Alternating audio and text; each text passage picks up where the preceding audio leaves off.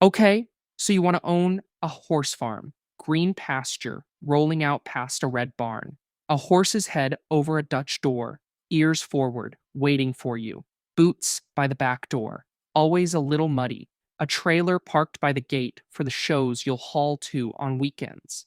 That's the picture, and it's a good one. It's the picture that sells more land in America every year than almost any other fantasy. You buy the acreage, you build the barn, you fill the stalls, and the horses pay their own way. Simple. Here's the problem. You are picturing a business that runs on the same math as a cattle ranch or a gym membership, and it runs on neither. A cow gets sold. A gym member can pay you and never show up, and that's the best customer you'll ever have. A horse does neither of those things. It doesn't leave the property when it's done being profitable, and it doesn't quietly stop costing you money the day it stops being ridden. Here's where it gets dangerous. The entire romantic image of a horse farm is built on the one thing this business can never give you: a customer who costs you nothing while paying you everything. It is not a livestock business, and it is not a gym membership either. It is a 7-day a week labor operation, and the horse is just the reason the labor never stops. Every number in this video traces back to that one sentence, and by the end of it, you'll understand exactly why a full barn of paying boarders can still lose money in a bad month, and why the owners who actually make this work almost never make it work on boarding fees alone. Let's start with what a horse farm actually means, because, like a ranch, it's a word covering several different businesses that happen to share a barn aisle. A pure boarding operation takes in other people's horses and charges rent for a stall, hay, and turnout. No training, no riding, just care. A boarding and lesson barn adds instruction and training on top of that same infrastructure, which is where the real margin usually lives. A breeding farm keeps its own brood mares and stallions and sells the foals, betting on genetics instead of on monthly rent. And then there's the horse farm that exists mostly on paper. A handful of horses kept purely to qualify the land for an agricultural tax exemption. The same trick wealthy landowners run on cattle ranches, just with horses instead of cows, because horses need less acreage per head to look legitimate to an assessor. These are different businesses wearing the same fencing. This script focuses on the version most people actually picture and actually build: a working boarding and training operation on family sized acreage, somewhere between a hobby farm and a full commercial stable. The first cost that surprises people isn't the land, it's what you have to build on it before a single horse can safely live there. A modest 10-stall barn, framed in pole or metal construction, runs $120,000 to $280,000. Go with timber frame construction instead, the kind that photographs well and holds up longer. And that same 10 stalls runs $280,000 to $400,000. Add a concrete stall foundation at $5 to $12 a square foot, electrical run out to the barn at $10 to $25 a linear foot, and automatic waterers at $200 to $1,000 per stall, so you're not hauling buckets through a Minnesota winter, and you're well past the sticker price on the barn kit before you've hung a single stall door. Here's the cost that nobody in the fencing aisle warns you about, and it's a formula, not a guess. On a cattle ranch, you fence with barbed wire. 5 strands, $8,000 to $13,000 a mile. Done. You cannot do that here. Barbed wire, and even bare high tensile wire, creates what fencing suppliers call the cheese cutter effect: thin, sharp wire that a panicking horse pulls against instead of standing still for, and the result is a severed tendon instead of a scratch. That single safety fact forces you into an entirely different fencing category. Wood fencing runs $6 to $10 a linear foot. Vinyl runs $15 to $30. Pipe and steel rail runs $20 to $40. Even the cheapest safe option, electric tape, still runs $1.50 to $3 a foot, and most farms layer it inside wood or vinyl rather than relying on it alone. Run the wood fencing math on just a mile and a half of perimeter and cross fencing for a modest 20-acre farm, and you're at $47,000 to $79,000 before you've bought a single horse. Upgrade to vinyl for the look, and that number climbs past $200,000. The cow rancher next door paid a fraction of that for the exact same linear footage, because his fence only has to stop an animal that outweighs a horse and mostly doesn't panic when it touches wire. Yours has to stop an animal that will hurt itself trying to escape the fence that's protecting it. Add an indoor arena, which most training and lesson operations eventually need to generate income through a Midwest winter or a Texas August. And you're looking at $10 to $70 a square foot depending on construction. Call it $91,000 to $455,000 for a modest 9,100 square foot arena, plus footing that runs anywhere from $1 to $9 a square foot, depending on whether you go with sand or premium rubber blend. Stack the barn, the fencing, the arena, and the land itself. Pasture land runs a national average of $1,760 an acre, though that number swings as wildly by proximity to wealthy suburbs as ranch land does by proximity to Denver. And an all in modest 10 stall operation on 20 acres can run anywhere from around $250,000 on the cheap end of every category to well over $1.4 million if you're building near an established equestrian market with an indoor arena and premium fencing. That's before you've paid a single insurance premium, which itself runs $600 to $3,000 a year for general farm liability and another $500 to $5,000 a year for equine specific liability, covering boarding, lessons, and events. Two policies, both mandatory in practice, neither one optional the moment another person's horse or another person's child sets foot on your property. Now, here's a question. Picture two horse farms, side by side, same 20 acres, same 10 stalls, same board rate. Farm A is full, 10 horses, 10 paying boarders, every stall occupied every single day of the year. Farm B has 3 empty stalls it just can't seem to fill. Which farm is more profitable per dollar of revenue? Here's the problem. Most people answer instinctively that Farm A wins by a landslide, and they're right, but not by nearly as much as they think, and that gap is the whole business.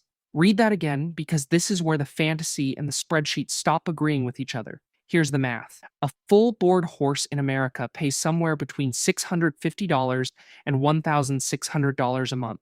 Call it $900 as a working national number. $10,800 a year. Out of that $10,800, feed and hay run roughly $200 a month per horse. Bedding runs another $125 a month. So direct care costs eat about $3,900 of that $10,800 before anyone's paycheck gets written. Labor is the next bite, and it's the biggest one. Industry staffing data puts a full care boarding barn at one staff member for every 8 to 12 horses, with labor eating 40 to 60% of a boarding barn's total operating costs.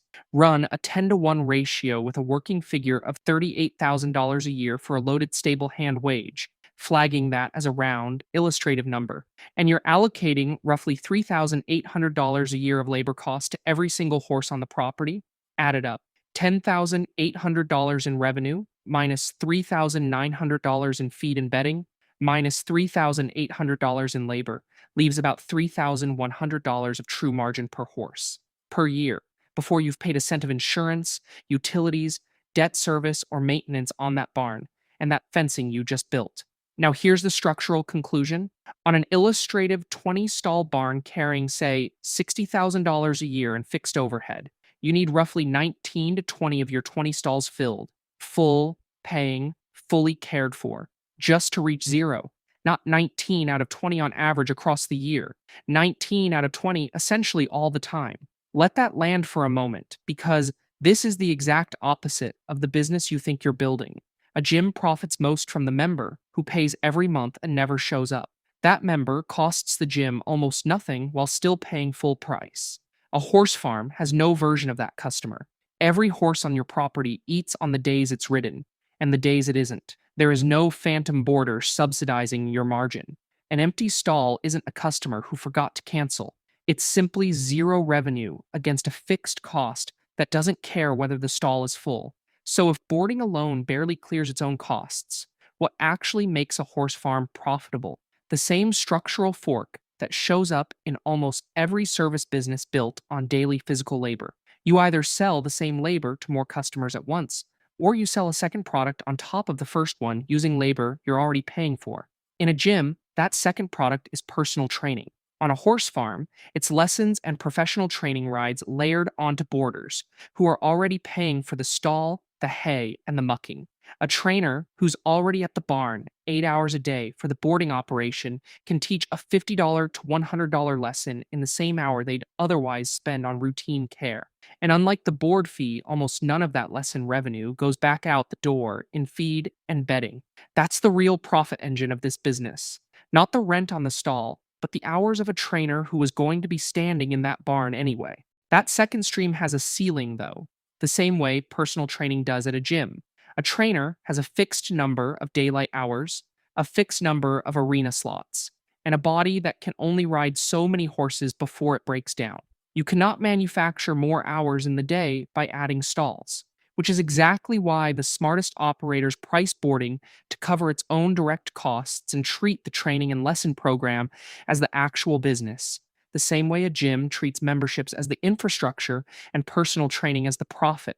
There's a seasonal calendar underneath all of this too, and it doesn't move the way a cattle rancher's calendar moves.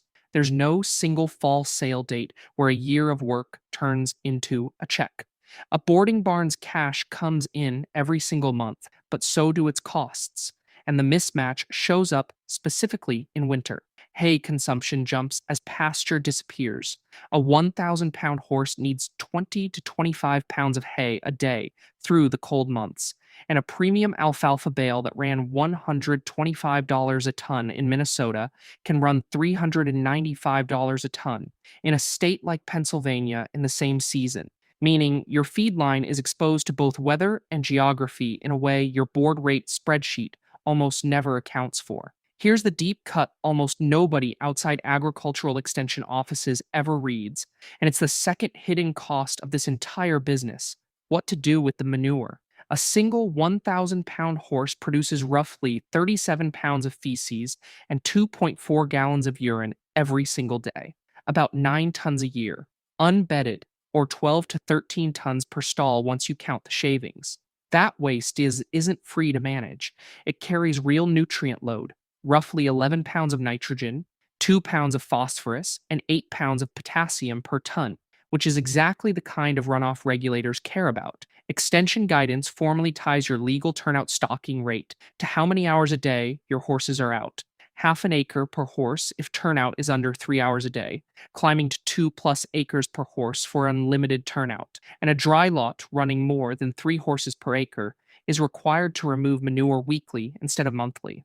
Get large enough, and you cross into genuinely federal territory. A horse farm running the equivalent of 500 horses or animal units is legally classified as a concentrated animal feeding operation, the same category as an industrial hog or poultry operation. Almost no first time owner budgets a single dollar for manure management when they're pricing out a barn. Every experienced one eventually pays for it, one way or another, in labor, in hauling, or in a fine. Now, let's talk about what happens when the structure underneath this business actually breaks, because it has more than once, and never for the reason people assume. Start with the most famous name in American horse breeding.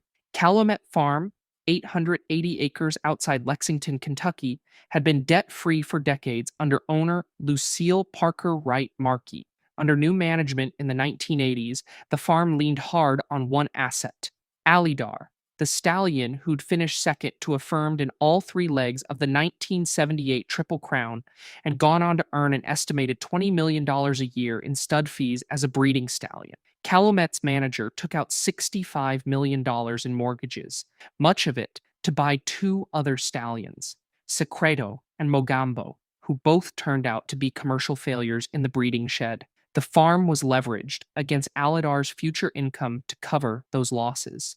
On November 15, 1990, Alidar fractured a leg while recovering from a prior injury and had to be euthanized, under circumstances suspicious enough that Calumet's manager and other officers were later convicted in connection with insurance fraud tied to the horse's death. By July of 1991, Calumet Farm Inc. was in bankruptcy, carrying $118 million in liabilities to 78 creditors, with an affiliated entity carrying another $17 million. The structural lesson isn't that anyone was greedy, It's that Calumet had borrowed against the future income of a single mortal, uninsurable for everything asset. And when that asset died, the revenue died with it, while the debt stayed exactly where it was. Now, the obscure one, and it's recent, Potomac Horse Center in Gaithersburg, Maryland, had leased its land from the County Parks Department since 1993, with about 70 horses on site at its peak and generations of local kids learning to ride there. Under that lease, the operator, not the landlord, was responsible for every dollar of property maintenance and capital improvement. Nobody wrote a check for 30 years' worth of deferred infrastructure work because the lesson revenue and boarding fees were covering the day to day operation just fine. Then, in the fall of 2023, an outside structural assessment came back. Roughly $3 to $5 million in repairs needed across 11 buildings, two of which were already closed for life safety issues.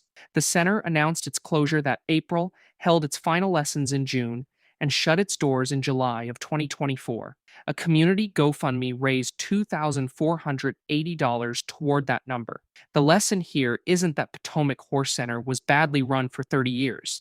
Its horses were healthy, its lessons were full, its community loved it. The lesson is that deferred infrastructure spending is a loan you take from your own future, and eventually the barn itself sends the bill all at once in a number no single season of board checks could ever cover. So let's do the math nobody does before they buy the land, the full break even said out loud. Take the illustrative 20 stall barn from earlier, fixed costs of roughly $60,000 a year, insurance, debt service, utilities, routine maintenance. Each occupied stall contributes roughly $3,100 a year in true margin after feed, bedding, and its share of labor. Divide $60,000 by $3,100, and you land at just under 20 stalls needed to break even on a barn that only has 20 stalls to begin with. That's not a comfortable cushion.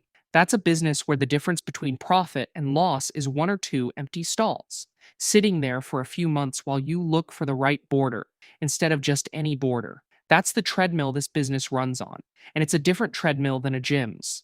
A gym worries about churn because it needs enough new members to replace the ones who cancel. A horse farm worries about vacancy because every single day an unfilled stall isn't earning, it's still costing you its share of the mortgage on the barn you built to house it. And unlike a calf, which you can always sell at whatever the market will bear on a given Tuesday, a horse doesn't come with a reliable floor price. When the market for horses softened after a wave of documented welfare and market structure changes in the industry earlier this century, government analysis found the effect landed hardest on lower and mid priced horses specifically. The exact tier a struggling small operation is most likely to be holding when it needs to liquidate in a hurry. A cattle rancher having a bad year can sell down the herd. A horse farm having a bad year is often just stuck feeding what it has. So let's put the two futures side by side because they really are two different businesses wearing the same red barn. In the optimistic scenario, you're running near full occupancy on your stalls. You've built a genuine lesson and training program that's converting the trainer's existing barn hours into real margin instead of just covering the barn's own feed bill, and your hay and vet costs stayed in a normal range all year. Under those conditions, a well run 20 to 25 stall operation can plausibly put $50,000 to $150,000 a year in an owner's pocket, a modeled range built from the boarding cost ratio and labor figures we've walked through, not a single reported number, and genuinely attractive for the work and the lifestyle involved. In the realistic scenario, 3 or 4 stalls sit empty most of the year instead of one. Not a catastrophe, just ordinary friction in finding and keeping good boarders. Hay costs spike 20 to 30% after a dry summer, the way they do on any farm dependent on grown feed. One horse needs an unplanned veterinary emergency serious enough to test your liability coverage and your relationship with that boarder. An industry survey data shows the majority of horse owners badly underestimate what an emergency like that actually costs, with most keeping no dedicated savings for it at all.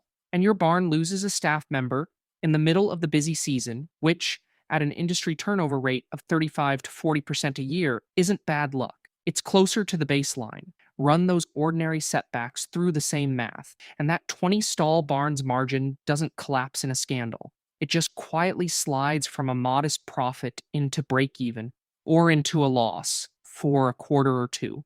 The exact gap between the two scenarios running somewhere in the teens of thousands of dollars a year. Not from anything dramatic, just from the stalls the barn couldn't fill, and the wage the barn couldn't keep filled either. No fire, no scandal. Just a slightly emptier barn, a slightly pricier hay bill, and a slightly higher staff turnover rate, compounding quietly month after month until the number at the bottom of the ledger looks nothing like the picture on the postcard. A gym gets to profit from the customer who never shows up. A horse farm never gets that customer. Every horse shows up every single day, whether you're ready for it or not. That was never the cost of the business. That was the business.